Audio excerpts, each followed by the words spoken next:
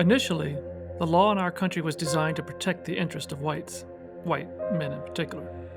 Over time, white men were forced to begrudgingly extend that law to others. They've only done so when people stand up. It has never been given without a fight. But for many, the law is still a white law that, while on the surface, is meant for everyone. It is only truly, fully extended to white Americans.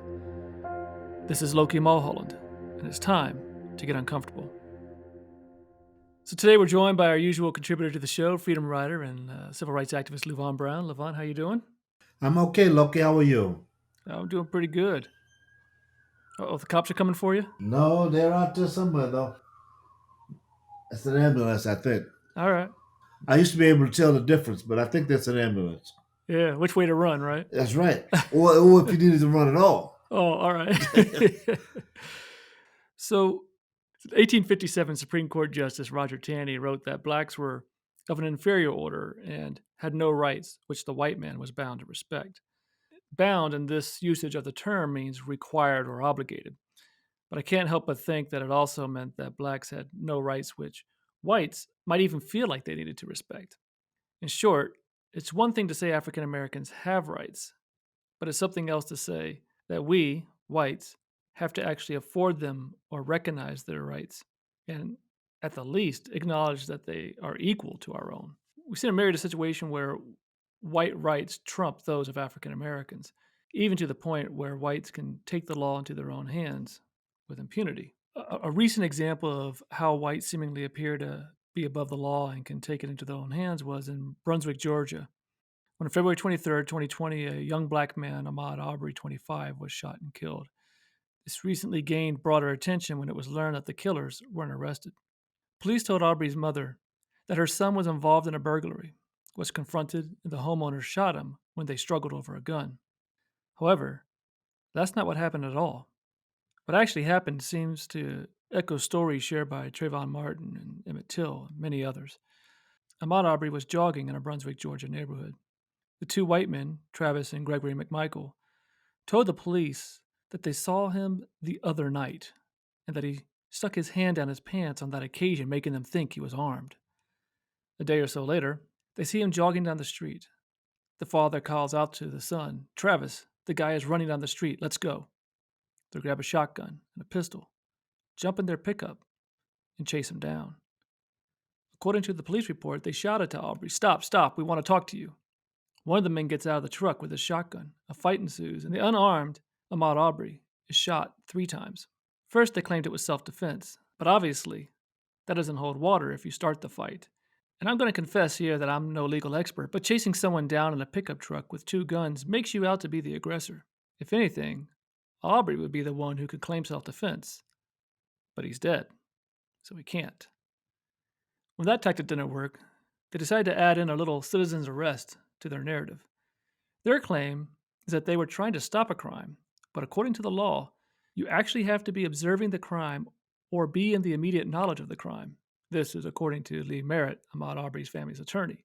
The crime the two white men claim took place was that Ahmaud, quote, stopped by a house that was under construction and he looked through the window, which is not a felony.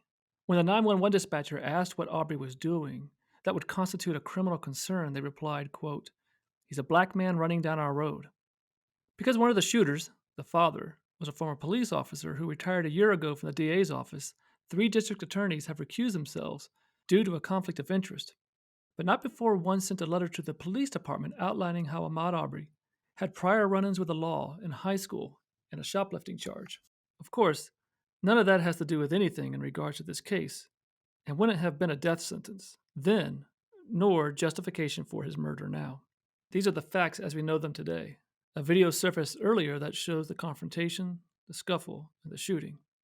The loud blast of the shotgun, Ahmaud staggering and dropping to the ground, and a shooter with the shotgun walking back to his truck, as if it was no big deal. So, you saw the video, Luvaghn.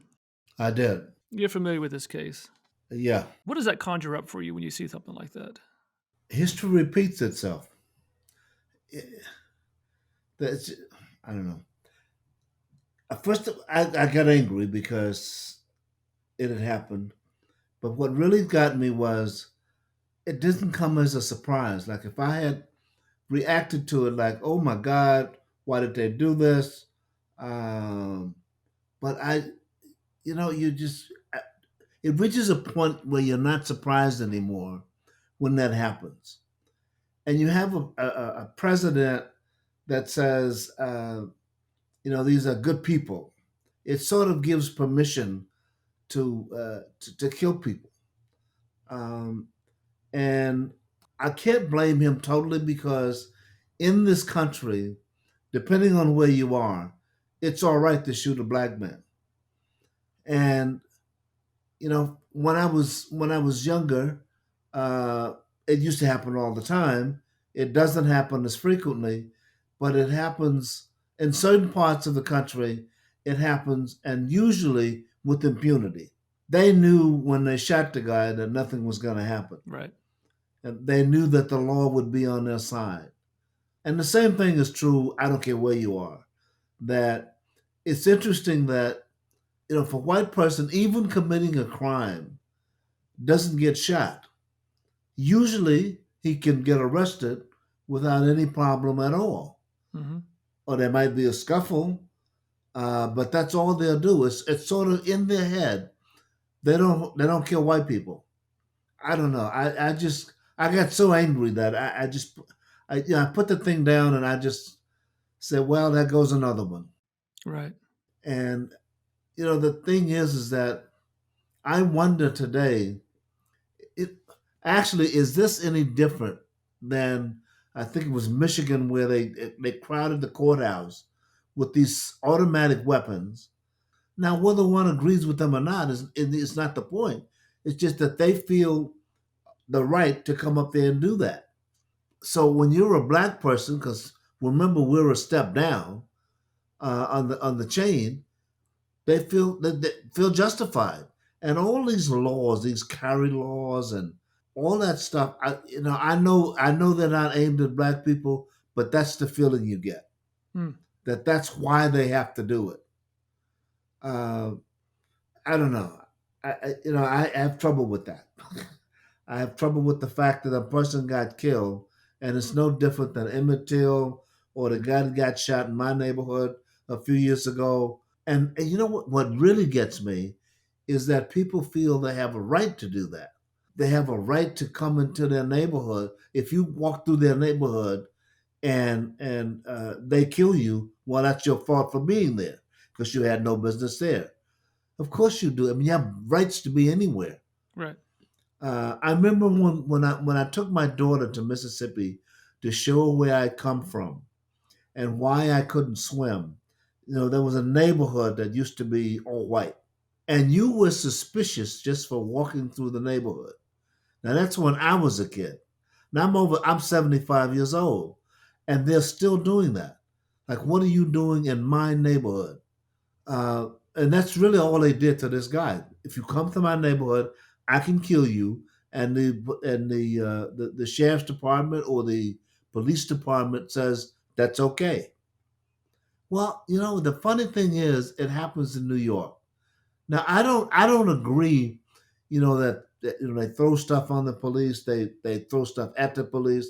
I don't agree with that. Right. But don't tell me you cannot arrest a person who's not doing anything except they may be breaking the law, but all of a sudden you can arrest a white guy without killing him, but you can't do it to a black person. Right. That's already your head is set on, well, I can kill this person and nothing's going to happen. And nothing does. In my other life, I'm a filmmaker, and one of my more fascinating films I created is the award-winning film titled Black, White, and Us.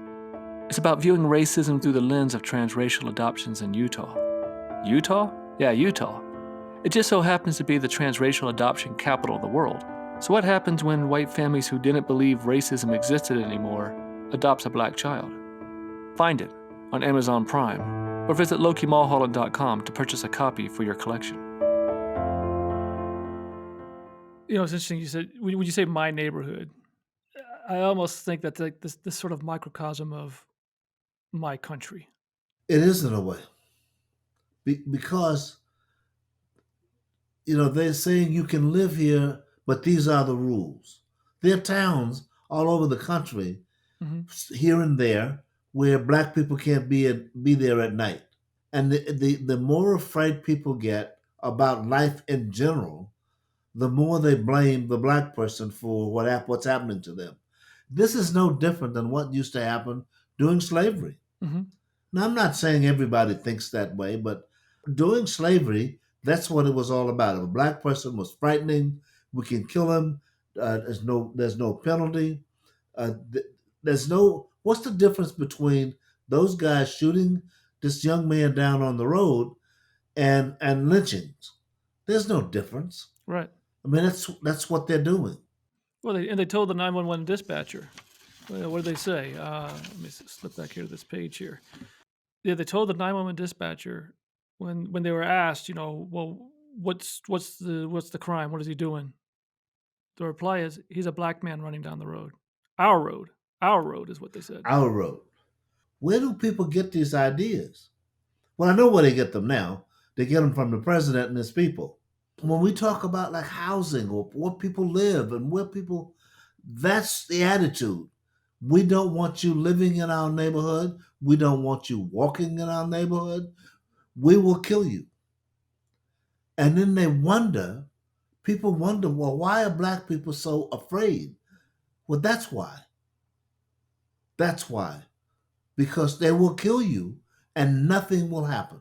And these same cops or these same people can arrest a white person with no incident. Or if there is an incident, they're willing to wrestle with him, to do whatever.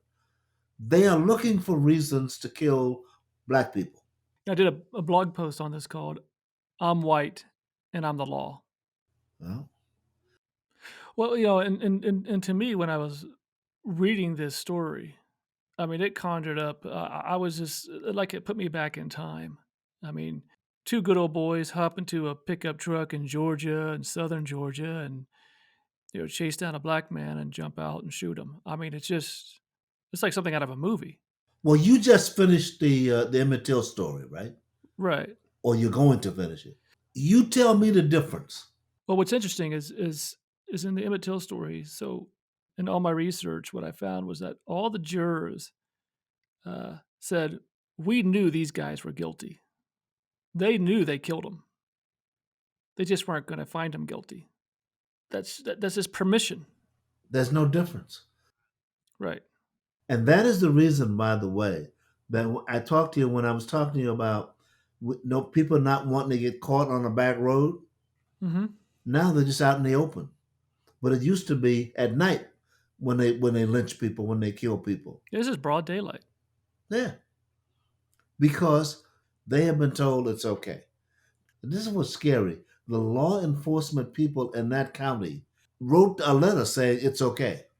Right. They wrote justification. Yeah. Yeah.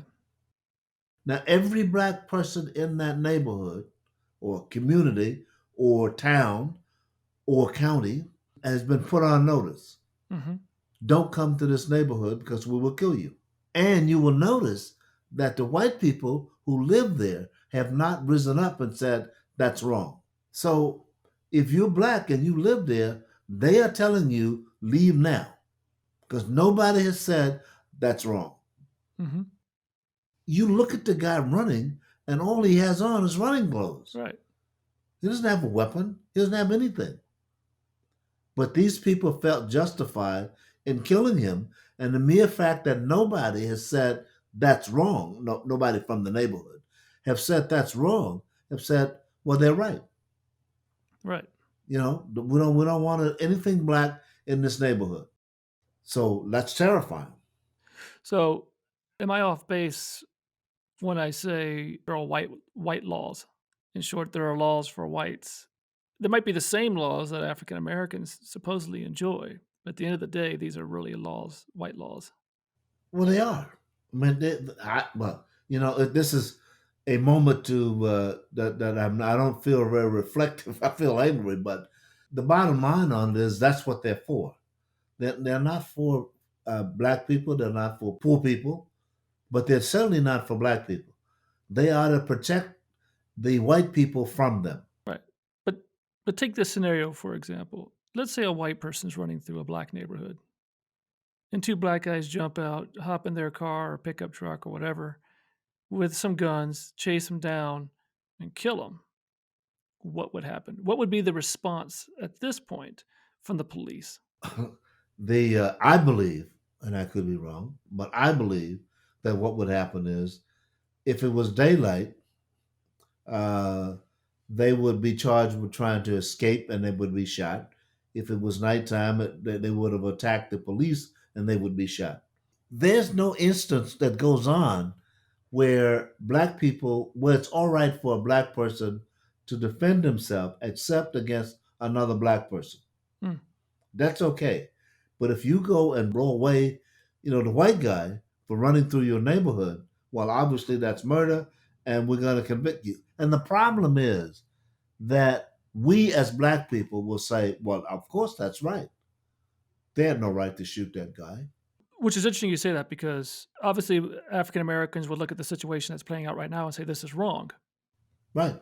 But you're not getting a lot of white people standing up and saying this is wrong. And those are the people that should be saying it. And this is where you get this you know, uh, disproportionate application of the law. Right. Right. Right. And I don't know what fixes that. I really don't.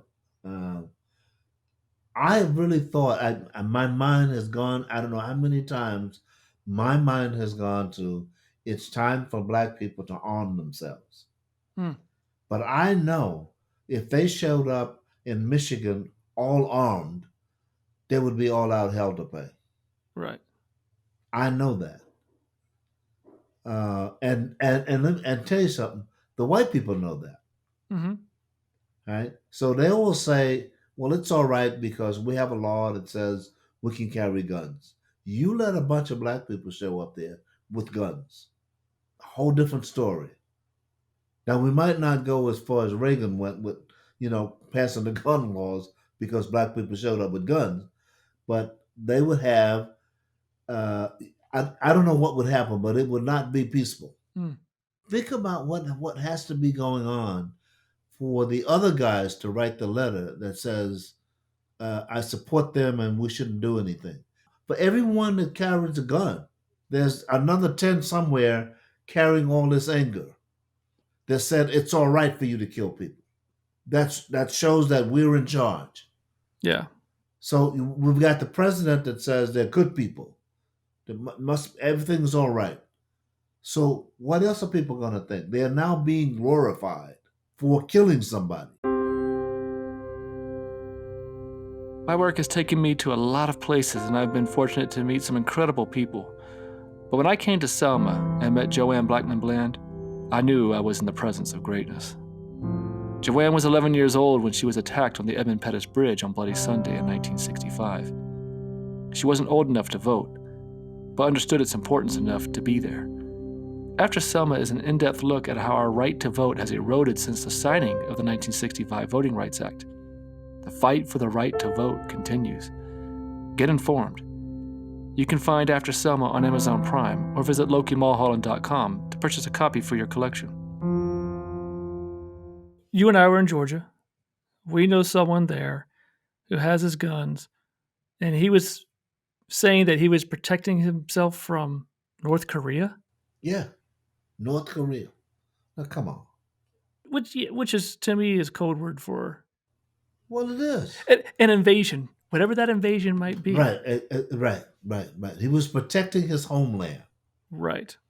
And anytime in history that's been done, usually it's been the white guys protect against the black guy coming in.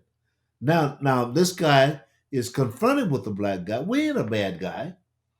He thinks he's doing something good. Mm-hmm. Right? So he invites me to his home. Right. He says, anytime you come down this way, you stay with me. He means that. Sure. He expects me to understand his anger at the world, at what's going on in the world. Mm-hmm. He doesn't give a damn about Trump, except for Trump gives him permission to kill people. Mm, whether it's Kim Jong Un or me or anybody else. He understands that his job is to protect the home front. mm-hmm. And well, he doesn't know what that means, but that's what he's out there for. So these people are being told that's what they do. And now we've extended that, not extended, but we now have given rise again to the fact that the black man is taking what you own. Or somebody else told you that, and it's okay. Now imagine what's going to happen that these people have written a letter, the sheriffs have said they were doing, they were lying, and nothing's going to happen to them, by the way, because nothing ever does. Right. So now the other people see this and say, well, wait a minute, we can do that too. So if there's a black guy in our neighborhood and we kill him, it's all right. So it must be all right to kill him anywhere. Citizens arrest. Exactly. I don't have to even. They don't have to even commit a crime. I just have to think they committed one. This guy's crime was, well, he's black and he's running through our neighborhood, He's running through our neighborhood. our country. Yeah. And they're told now they'll be the heroes. That's why when I look around for people to say that they've done something wrong and I don't hear it, that just makes me scared because they've given this person permission to do it again. Mm-hmm. And the president has told them that black people, brown people, red people, they're the bad folks. They want to take something from you. So if you kill one, it's all right. They're good people. So I don't know. I mean, I know it's stupid to do for all the black people to go get a gun. By the way, a lot of them have gotten guns. Mm-hmm. A lot of black people have their guns. And I thought of buying one. And now I'm in a neighborhood where that kind of thing typically does not happen. Right. Happens occasionally, but typically it does not. Now, if I go further upstate, I don't know. But I know that around here it's not going to happen. Mm-hmm. But my thought is, holy Christ, I got to go buy a gun. And I'll tell you something, if I were living with somebody else other than my wife and daughter, I would do that. But that gun's to protect you from who? The people that shot the guy that was running, those type of people. And yet, the average white person would think that the reason a black person would get a gun is not because of a white person, but because of another black person. They wouldn't be further from the truth because they don't care about that, by the way. If I go out and kill another black person, Right. and they don't care. I mean, that's what they do. They kill each other. Right. Um, It just sounds strange that your fear would actually be a white person. well, think about it. It's visceral. It's white people are killing black people, and where I come from, yes, I'm just as afraid of a black guy, but a black person will confront you. And my image. I'm not saying that's true. I'm saying my image is a black guy is going to confront me. Mm-hmm. He might kill me, but he's going to confront me. He's he's going to do something, and he's not going to break in my house. By the way, if he think I'm armed, Mm-hmm. but a white person will kill me because I'm black, not Right. because I did anything. They'll make up something, running through the neighborhood, for instance. Mm-hmm. They truly believe that that's a reason to kill somebody. They have offered no other excuse. Somebody else came up with all that shit about what he did in high school and all that, right? An Ordinary Hero was my first award-winning documentary. It's about the life of my mother, Joan Trumpower Mulholland, and her participation in the civil rights movement. For most of us, our mothers are heroes because they're mothers, and mom is just mom. But when your mother's a civil rights icon, and yet you never really knew it, things change.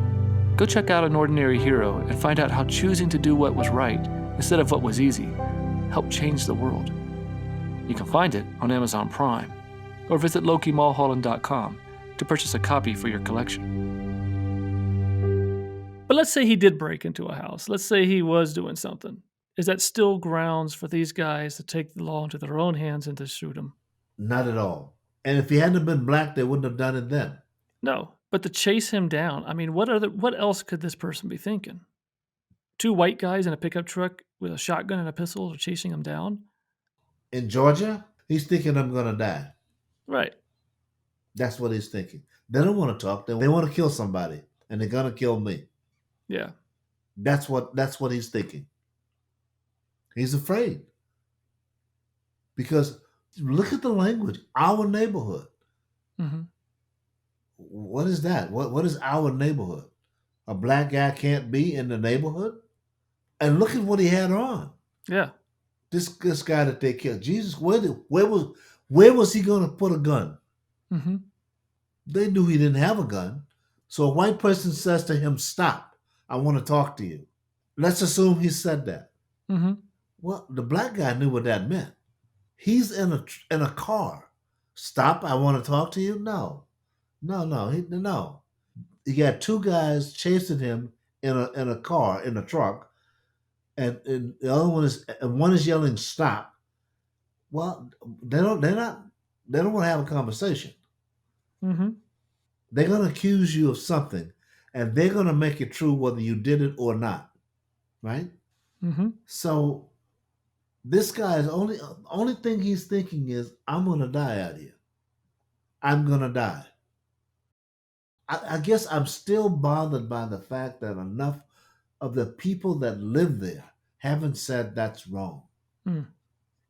because he didn't have anything. He hadn't taken anything. So he looked. Let's assume he looked in the house. He didn't try to come in. Oh, it was a house under construction. It's a construction zone. You don't keep things in there. Maybe some pipes, maybe some wood. You going to kill the guy for that? Maybe he wanted to buy the house. You don't know what the fuck he's doing there, but you're not after him to have that kind of conversation. Mhm. I have nothing against people protecting their neighborhood. If I saw a guy walking through here and he doesn't live here, he doesn't belong here, but he's moving kind of slow, he's stopping, I'll call the police. Yeah, he's scoping the place out. It's a Yeah, different thing. that's different. He's not going to be scoping the place out while he's running. Mhm. You understand what I'm saying? Yeah. Now, why is it that a whole neighborhood full of people, nobody has said he wasn't doing anything? Why'd you shoot him? So far, we haven't heard that. Now, these guys have already said, "I'm protecting, I'm looking out for you, I'm stopping this from happening." And we're not in a neighborhood where people are going to be embarrassed by the fact that two guys just chased down and killed a black guy. Mhm. Now, maybe in some other neck of the woods, you'll find that. You ain't going to find it where he was.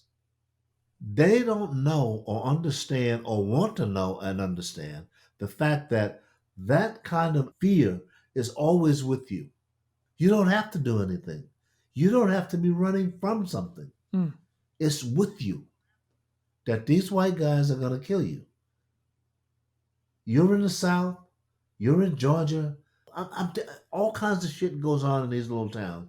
But what mostly goes on is they get fed that somebody is going to hurt you. You can't do anything about Kim Jong Un, but you can do something about the black guy. Want a great way to help a worthy organization and educate children about the civil rights movement? Visit our foundation, the Joan Trumpauer Mulholland Foundation, at the JTMFoundation.org. That's the JTMFoundation.org. THEFoundation.org. We are a 501c3 established to help end racism through education. A $5 monthly recurring donation will provide curriculum for 30 students. As my mother used to say, I can't do everything, but I can do something, because doing nothing is not an option. If you have wanted to help in this cause, but didn't know how, now you can. The Joan Trumpauer Mulholland Foundation at the JTMFoundation.org. So in the end, what this shooting illuminates for us is that these two guys were white, and thus they are the law. Yep. And by the way, that's why you need white people to get involved. Mm-hmm. My saying that they shouldn't shoot the guy is not going to do anything. I'm just another black guy. Now I'll do it. Don't get me wrong. And in some places it'll make a difference. Right. But in places like where he was, no, you need the people that live there need to speak up. Mm-hmm. If they don't speak up, you have nothing, you have no other recourse than to believe that they agree with it. Right. Because they're not going to get killed. Yeah. So why won't they speak up? Because they agree with it. So if they don't speak up, if things don't change, then what they're saying is, we don't want you here. Go live somewhere else. And the convenient thing is they don't have to you don't have to say anything at all, and thus you can't say they're being racist. Exactly. Whoa, that's exactly right. That's exactly right. Hmm. And a lot of them, I think, know that's wrong. What these two guys did was wrong. Now there are enough. There's a significant number that believe that. Well, not believe, they don't care whether you kill a black guy or not. But there's a whole bunch of folk that know that's wrong and won't say a word. Mm-hmm. Why? Well, there are a lot of reasons why not. By the way, because their neighbors might say something different. So they don't want to be isolated. They don't want to be left out of things, so they won't say anything. There are a whole bunch of reasons why they won't. But until they do, nothing's going to change. And the more justifications you make for why it was okay, is a greater sign that you might want to check on your racism. I think so. Definitely. Well, thank you, Luvaghn. I appreciate your time on this. This was um, because this is history clearly repeating itself, but we're living through it all over again. Right. Well, I think what you're doing is important. What we're doing. I don't know what the answers are, but I think the fact that the issue itself is brought up may cause some people to think about it. Yeah. Well, hopefully we all are. Well, thanks again, Luvaghn. All right, my pleasure. All right, man. Take care. Bye. Bye bye. Thank you again for listening. Make sure you head to my Patreon page at patreon.com/Loki Mulholland. Show a little love if you can, and get access to even more content. Until next time, don't be afraid to get uncomfortable.